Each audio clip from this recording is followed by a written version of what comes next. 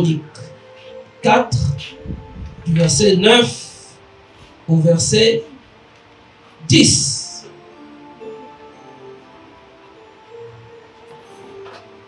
Du verset 9 au verset 10, je lis au nom du Seigneur. Jaébet était plus considéré que ses frères. Sa mère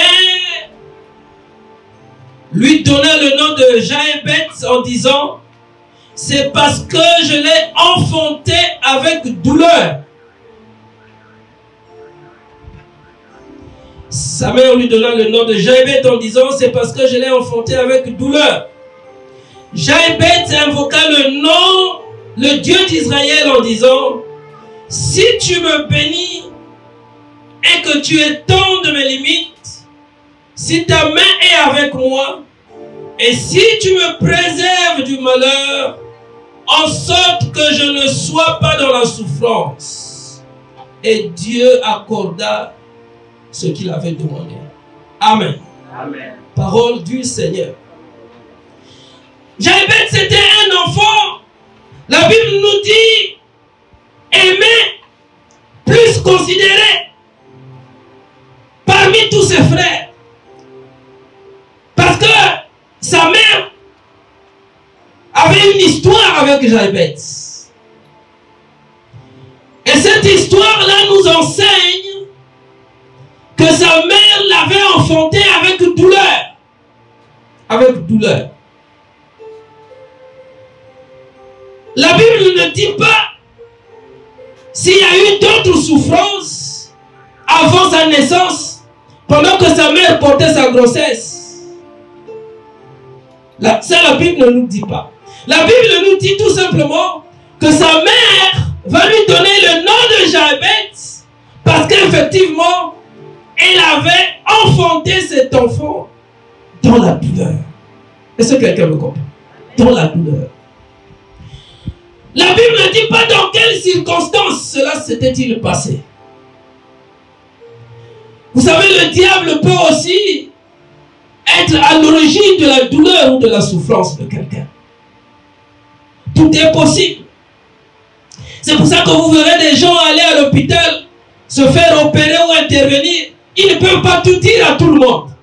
Parce qu'ils craignent certaines choses. Je pense que vous avez déjà vu ou constaté ça dans la famille.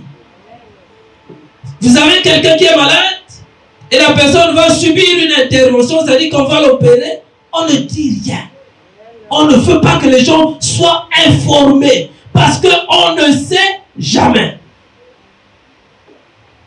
C'est comme ça que ça se passe. On ne sait jamais. On ne dit pas à tout le monde. Parce que ici, là, on ne sait pas toujours à qui on a affaire.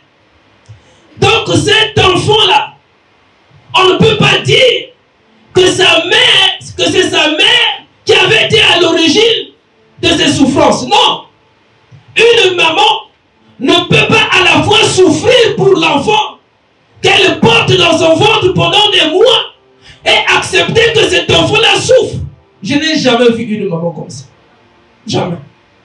Sinon, dès la naissance, on se débarrasse de l'enfant, on va le jeter dans une poubelle quelque part. Est-ce que quelqu'un me comprend? Mais cette maman-là ne l'a pas fait. Elle a gardé l'enfant et l'enfant était en train de grandir. Mais la Bible aussi nous enseigne que Jaébet était dans la souffrance. Dans la souffrance. D'où venait cette souffrance-là? La Bible ne le dit pas. Certainement que c'est par rapport au nom qu'il portait. On peut porter un nom qui fait référence à la souffrance ou au malheur, mais ça ne veut pas toujours dire que la personne qui vous a donné ce nom-là a voulu que vous puissiez toute votre vie souffrir. C'est pas ça que ça veut dire. Je passais dernièrement quelque part, j'ai vu une banderole où il était porté le nom de quelqu'un qui était décédé. On a écrit Bouzoba. On ne peut pas dire que cette personne-là n'était pas intelligente. Mais certainement que la référence à ce nom-là pouvait lui faire porter un malheur. Certainement. Donc c'est des choses parfois qui nous sont imposées par la famille, par la nature, par l'environnement. Ici le problème n'est pas de changer le nom. Parce qu'on peut changer le nom, mais on ne change pas d'identité. Par contre, si c'est Dieu qui vous change le nom, comme il le veut, là il y a les effets tout de suite qui arrivent. Mais chez nous, les enfants de Dieu, les serviteurs de Dieu, ont pris l'habitude de changer de nom, alors que leur identité n'a pas changé. C'est-à-dire que tu changes de nom, sur le plan formel, ton identité a changé, mais ton esprit, ton âme n'a pas changé. Est-ce que quelqu'un me comprend? Ça n'a pas changé. Et ça, c'est très difficile. C'est ça le problème. Quand Dieu par l'ange décide de changer le nom de Jacob en Israël, c'est parce qu'il était Dieu. Est-ce que quelqu'un me comprend? Mais ici, là, Jaébet n'a pas demandé le changement de son nom. Il a seulement demandé la fin de ses souffrances. Vous savez, la confrontation des puissances peut se manifester de plusieurs manières. Et en ce moment-là, il y a deux possibilités. Soit vous vous levez vous-même avec l'aide du Seigneur pour mettre fin à cela. Soit c'est le Seigneur lui-même qui intervient sans avertissement. Est-ce que quelqu'un me comprend? Mais dans ce cas, Jaébet s'est levé. C'est lui-même. Sa mère n'a plus rien fait. Est-ce que quelqu'un me comprend? Jaébet a porté la confrontation des puissances dans son nom. Parce que son nom voulait dire douleur, souffrance. Et lui-même, il a demandé à Dieu d'arrêter cette souffrance. Ça veut dire qu'il était en train de souffrir. Est-ce que quelqu'un me comprend? Il y a des confrontations de puissance qui nous imposent que nous-mêmes nous puissions nous lever. Ce n'est ni le pasteur, ni le prophète, ni je ne sais pas qui que ce soit, mais il faut que toi-même tu te lèves. Amen. Ah oui. Il y en a. La Bible dit parle toi-même pour te justifier. Est-ce que quelqu'un me comprend? C'est toi-même qui connais. Tu sais ce qui se passe dans ta vie. Si tu ne dors pas la nuit, il n'y a que toi qui sais. Il n'y a que toi qui sais quel coup tu reçois, quel rêve tu fais. Il n'y a que toi qui sais. Il n'y a que toi qui sais. Quand tu marches, tu vois la mort. Il n'y a que toi qui sais. Il n'y a que toi qui sais. Il faut que tu parles toi-même. Et pourtant, la mère, la maman de Jaébet savait que le nom de son enfant voulait dire douleur, souffrance. Elle savait, mais elle n'a pu rien faire. Elle n'a pu rien faire. La Bible ne nous dit pas quel genre de souffrance Jaébet a-t-il souffert. Qu'est-ce qui se passait réellement dans cette maison. Mais la Bible nous dit tout simplement que Jaébet a demandé à Dieu d'arrêter sa souffrance. Sa mère était là, sa mère n'a pu rien faire. Est-ce que quelqu'un me comprend? Il y a des choses pour lesquelles ton père ne peut rien faire, ta mère ne peut rien faire. Il n'y a que Dieu pour le faire. Mais il y a aussi des choses pour lesquelles il faut que toi-même tu te lèves. Même si ton père est pasteur, même si ton père est prophète, il faut que toi-même tu te lèves. Est-ce que quelqu'un me comprend? Amen. Au ciel, pour notre salut, il n'y aura pas de famille. Est-ce que quelqu'un me comprend? Il n'y a pas de famille. C'est individuel. C'est individuel. Alors cet enfant-là était en train de souffrir. J'étais en train de me poser beaucoup de questions. Est-ce que c'est de manière involontaire que sa mère, lui ayant donné ce nom, s'est rendu compte que non, j'avais mal fait. Il ne fallait pas faire porter ce nom-là à cet enfant-là. Vous savez, généralement dans les familles, les gens qu'on aime, c'est ceux-là qu'on fait souffrir. Une mère, quand elle voit que ses frères et les sœurs sont en train de faire souffrir un enfant, elle va plus aimer cet enfant-là. C'est un mystère. Vous ne comprenez pas. Même à l'église, un pasteur, un prophète, un véritable, vous verrez qu'il aura son attention beaucoup plus sur une personne rejetée. Est-ce que quelqu'un me comprend? Oui. Et donc ce n'est pas pour rien que sa mère avait choisi d'aimer plus Jaébet que ses autres frères. Certainement qu'elle pensait aux douleurs d'enfantement, mais elle pensait aussi à la vie de Jaébet. Jaébet devait être là, la risée de tout le monde dans la famille. Ses frères pouvaient dire, mais toi aussi, souffrance, allez, va là-bas. Comme toi, c'est souffrance ou douleur, on t'en ajoute encore. C'est comme ça que les gens font. Et lui, il en a souffert pendant plusieurs années. Jusqu'à ce qu'il dise un jour, trop, c'est trop. Maman, il y a un temps pour tout. Je n'ai pas besoin de ton autorisation pour demander à mon Dieu de changer ma souffrance en joie. Tu n'as pas besoin d'une autorisation de qui que ce soit pour demander à Dieu d'intervenir dans ta confrontation de puissance. Tu n'as pas besoin de ça. Tu n'as même pas besoin du pasteur. Tu n'as même pas besoin d'un prophète. Tu sais que tu es en train de souffrir. Tu souffres tellement que tu te dis non. Je dois mettre fin à mes jours sur cette terre. Ça ne va pas. Quand je me regarde, vous savez qu'il y a des femmes, elle est née belle, vous la regardez, elle est belle, mais quand elle rentre en elle-même, elle se retrouve, elle est seule, elle pleure. Vous savez qu'il y a des gens, vous le voyez, il est bien, il a des belles voitures, il a tout, mais quand il rentre en lui-même, il est en train de pleurer. Vous ne le savez pas. Vous ne le savez pas. Jaébet a vécu cela, et pourtant, il était entouré par l'amour maternel. Mais l'amour maternel n'a pas suffi. Ah oui. Jusqu'à ce qu'un jour, il se lève pour invoquer le Dieu d'Israël en disant, si tu me bénis, je comprends que Jaébet n'était pas béni, il était maudit. Est-ce que quelqu'un qui est béni peut encore dire à Dieu, si tu me bénis? Si tu es béni, tu es béni. Amen. Ah oui. Ça veut dire qu'il n'y avait pas que la souffrance. En Jaébet, il y avait aussi la malédiction. Lui-même. La Bible ne nous dit pas. Est-ce que quand il s'adressait à Dieu, sa maman était là ou était-il seul? Personne ne sait. Personne ne sait. Tout ce que nous savons, c'est qu'il s'est levé un jour. Il a dit, si tu me bénis, si tu me bénis. La première chose, il a demandé la bénédiction parce qu'il vivait sous la malédiction. Il y a des gens qui ont été condamnés à vivre sous la malédiction.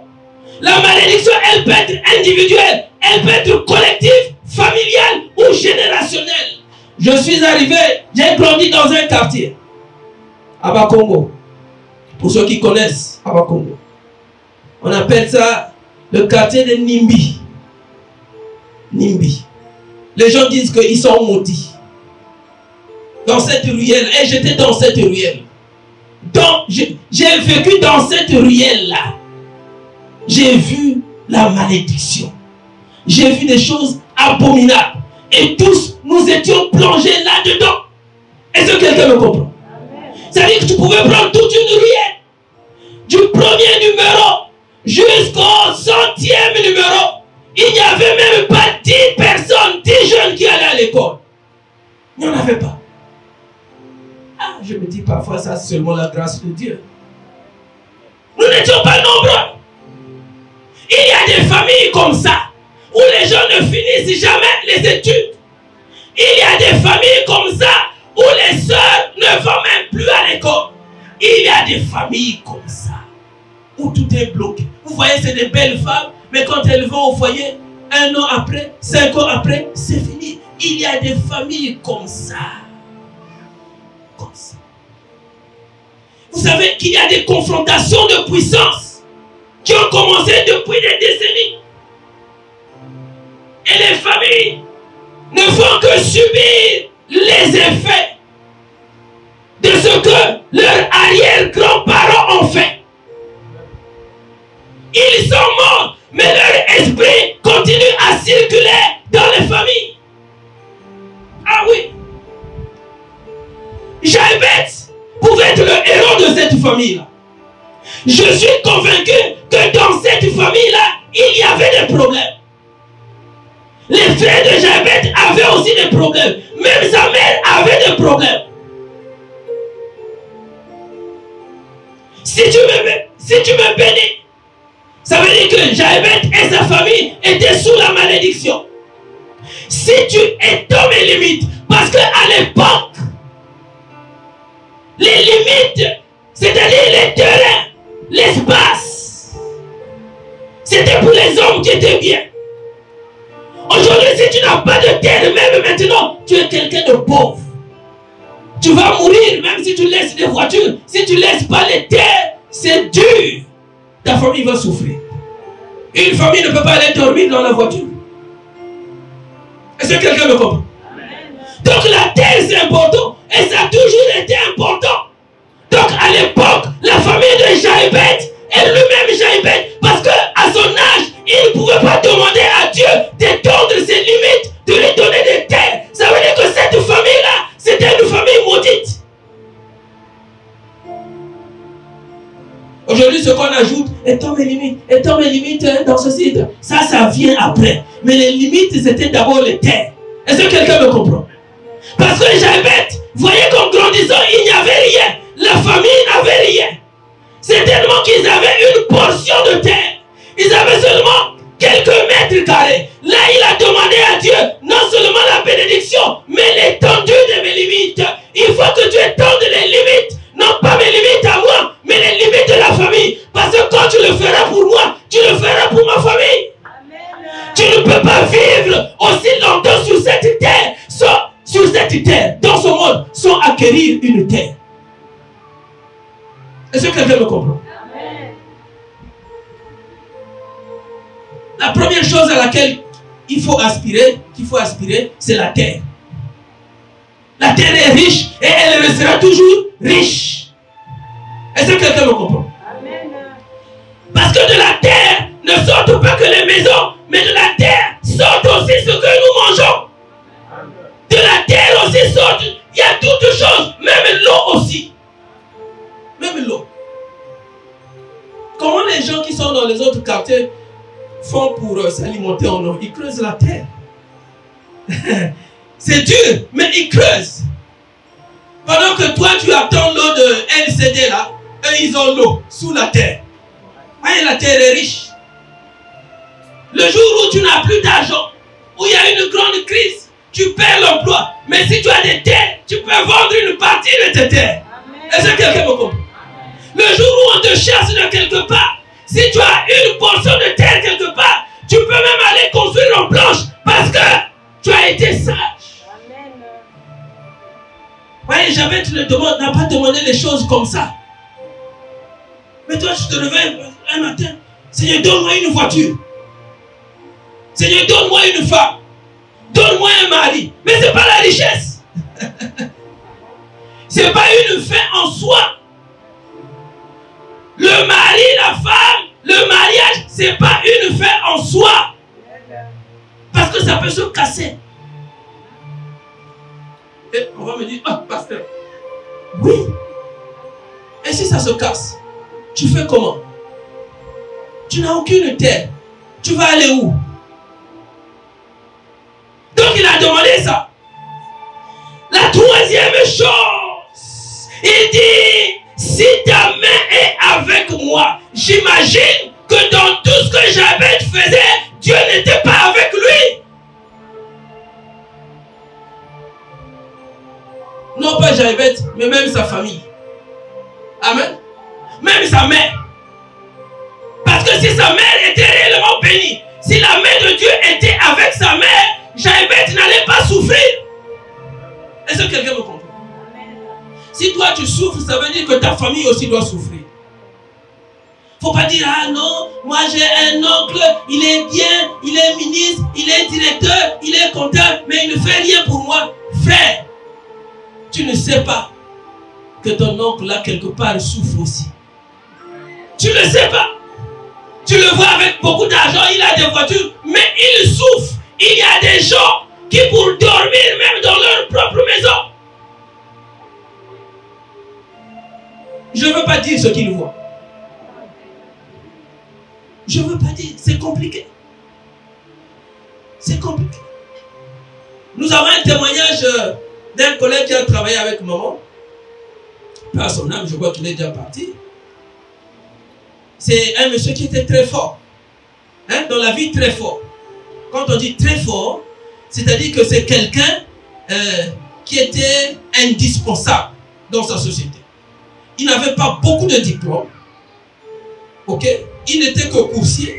Mais à chaque fois qu'il y avait un problème dans sa société, le DG disait, appelez-moi un tel, lui il va régler ça. Pourquoi? Parce que dans le royaume satanique, il était porteur d'un ordinateur. Vous savez qu'il y a des gens qui marchent.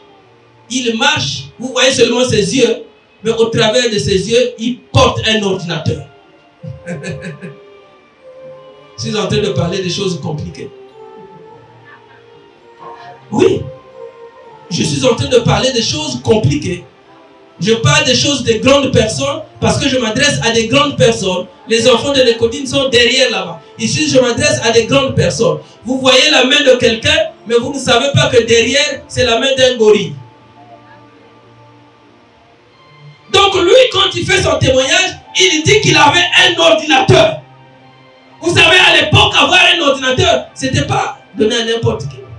Mais lui, il avait un ordinateur là. Un ordinateur que les gens ne voyaient jamais. Un ordinateur avec lequel il pouvait tout faire.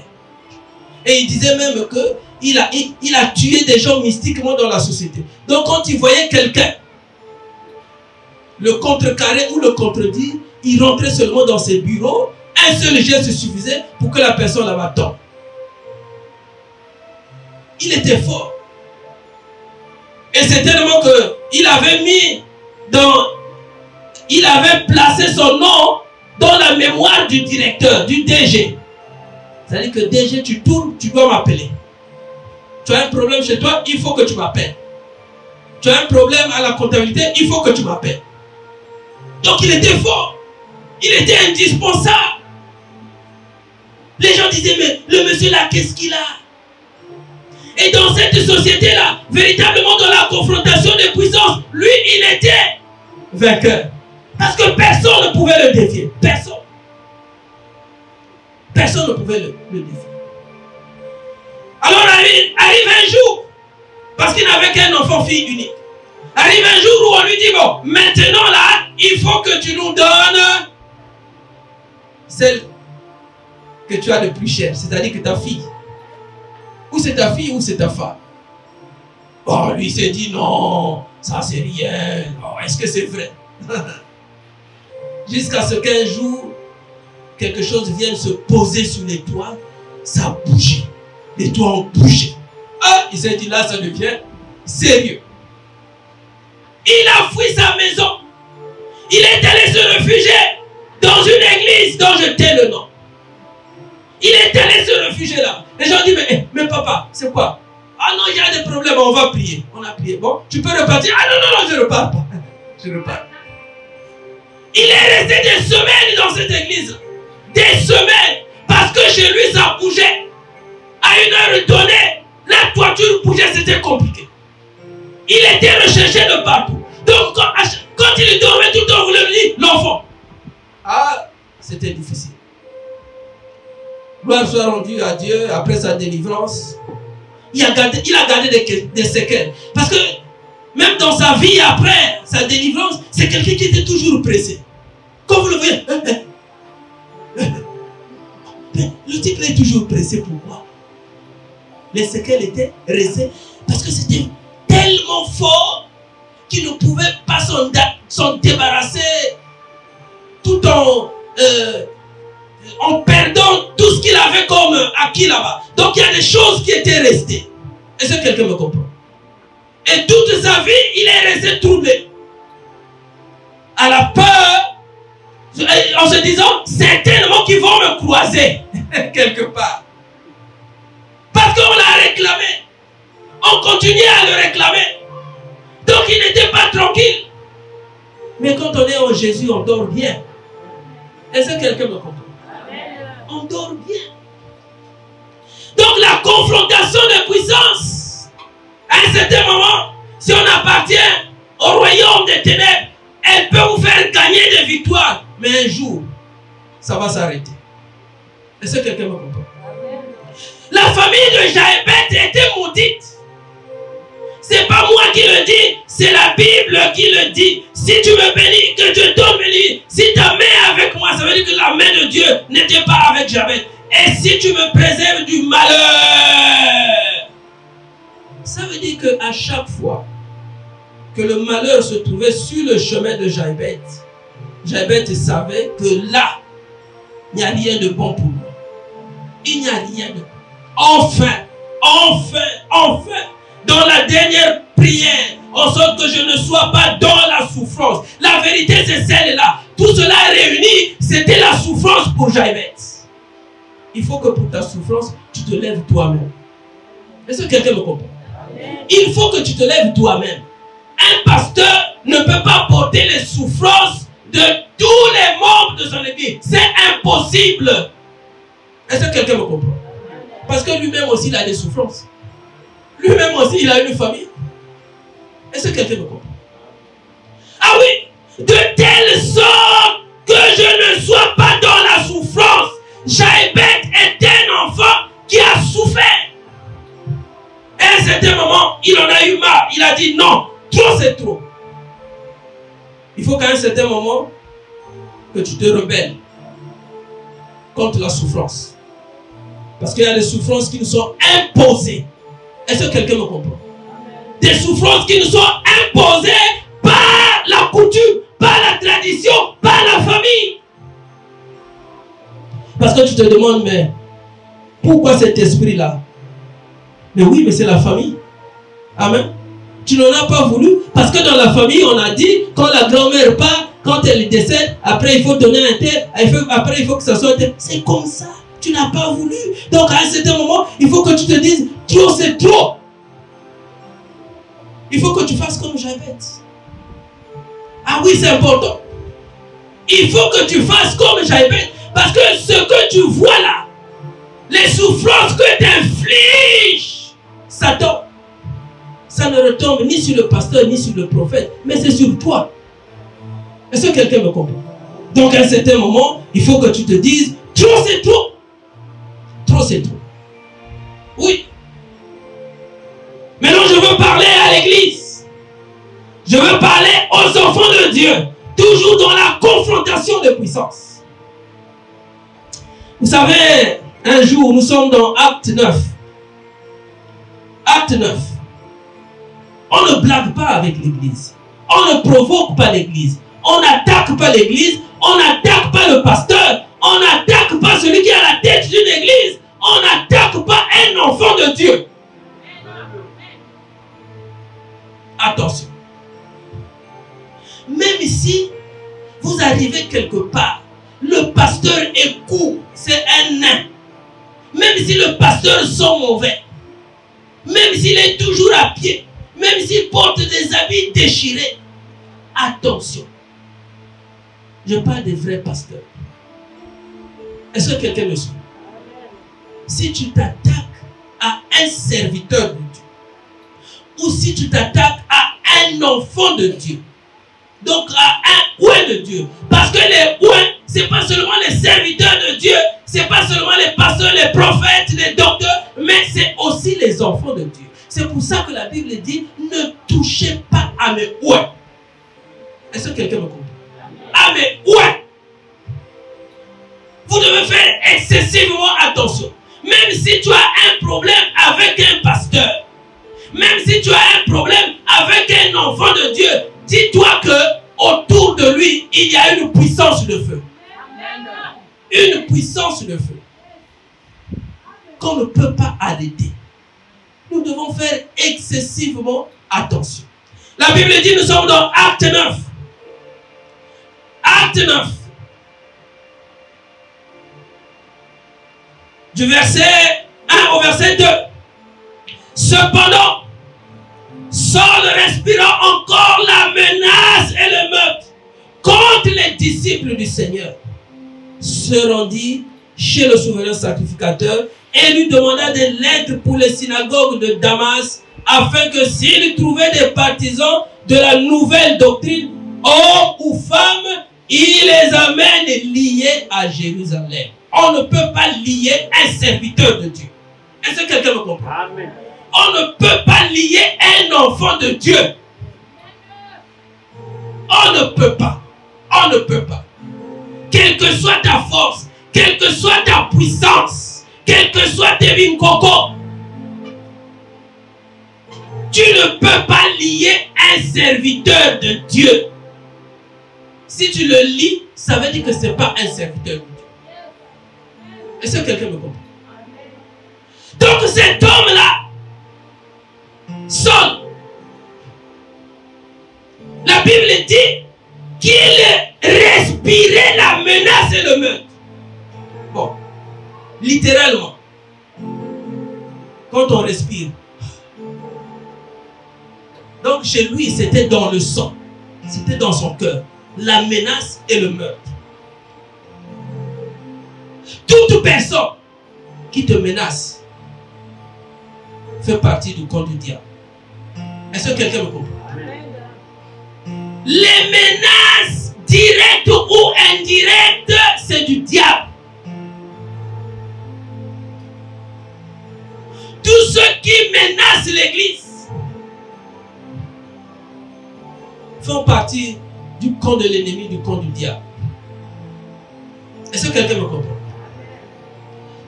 C'est pour ça que je te dis, ne t'attaque pas à l'église. C'est grave. Si tu t'attaques à l'église, tu t'attaques à Jésus. Est-ce que quelqu'un me comprend? Ne critique même pas l'église. Parce que si tu critiques l'église du Seigneur, tu critiques Jésus. Et un jour, il va te rencontrer. Amen. Est-ce que quelqu'un me comprend? La Bible dit qu'il respirait encore la menace et le meurtre contre les disciples du Seigneur. Les disciples du Seigneur. Mais c'est vrai que nous serons persécutés et nous le sommes encore. Le pasteur sera persécuté et il le sera davantage. Ne pense pas qu'en devenant pasteur, tu ne seras jamais persécuté. Non. Parce qu'il y en a qui pensent comme ça. Non, au contraire. Quand on veut attaquer l'église, on commence par le pasteur. Vous savez, vous pouvez tenir une réunion contre le pasteur. Il n'est pas avec vous. Mais dans le groupe, il y a un qui dira ne faites pas ça. C'est comme ça que Dieu parle. Est-ce que quelqu'un me comprend? Quelqu'un vous dira ne faites pas ça. Ne faites pas ça. C'est pour ça que parmi les frères de Joseph, quand tous les autres voulaient véritablement l'éliminer, il y a un qui a dit attention, ne faites pas ça. Parce que Dieu était là. Parce que Dieu était là. L'église sera toujours combattue. Les enfants de Dieu seront toujours combattus. Dans ta famille, on va te combattre. Même si tu viens tous les jours à l'église. Même si tu chantes pour le Seigneur. Même si tu joues à l'instrument. Même si tu conduis l'intercession. Même si tu prêches, tu seras combattu. Mais la Bible dit, ils vous feront la guerre, mais ils ne vous vaincront pas. Oui. C'était ça le problème de Saul avec l'église de Damas. C'est quelqu'un qui respirait la menace. La menace. Non pas seulement la menace, mais le meurtre. Parce que c'est ce qu'il avait l'habitude de faire. il a amené les disciples du Seigneur liés. C'était pour les jeter en prison. C'était pour dire, vous devez arrêter votre doctrine avec votre doctrine. C'est comme ça que ça se passe. Vous savez, Satan opère de plusieurs manières. De plusieurs manières. Mais quand véritablement il a en face de lui un enfant de Dieu, Dieu va finir un jour par l'arrêter. En ce jour-là, alors que celui qu'on appelait après Paul, donc Saul était sur le chemin de Damas pour aller faire ce qu'il avait l'habitude de faire, là Jésus a dit, trop c'est trop. Est-ce que quelqu'un me comprend? Jésus était déjà mort. Est-ce que quelqu'un me comprend? Nous sommes dans le livre des Actes. Donc Jésus, Dieu, personne, n'était plus sur la terre. Alors qu'il était assis à la droite du Père, ses yeux étaient sur la terre. Ses yeux étaient sur le chemin de Damas. Donc aujourd'hui, les gens peuvent comploter contre toi. Il faut les laisser venir. Parce qu'ils vont toujours passer par un chemin. Ils vont toujours passer par quelque part. Mais ils vont être arrêtés un jour. Est-ce que quelqu'un me comprend? Est-ce que quelqu'un me comprend? C'est pour ça qu'il faut faire très attention avec l'église. Parce que là, Saul était en train de persécuter l'église du Seigneur. Il était en train de persécuter les disciples du Seigneur. Ce jour-là, Jésus n'a pas permis qu'il arrivât là où il devait arriver. Il y aura un jour où l'envoyé du diable s'arrêtera sur le chemin. Ça sera là ton chemin de Damas et ça sera sa fin.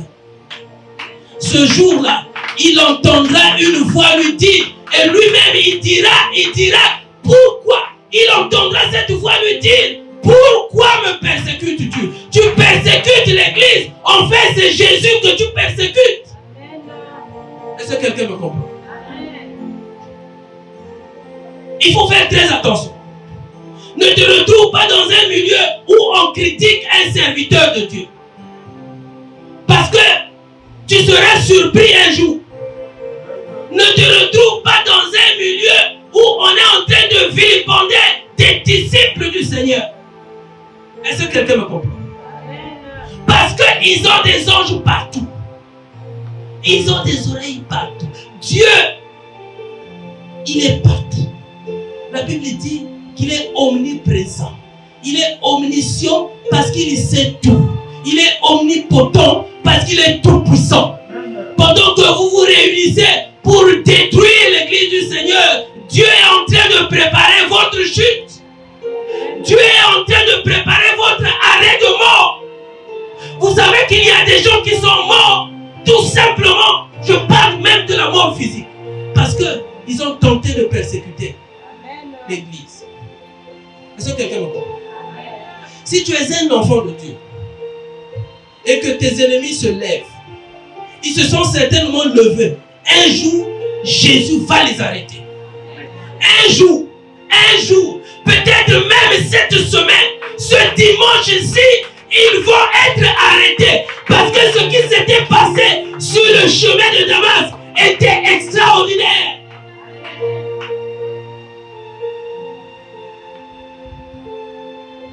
Parce que Saul se disait, oh mais celui qui les protégeait n'est plus là. Donc moi je peux continuer à les terroriser. Il avait oublié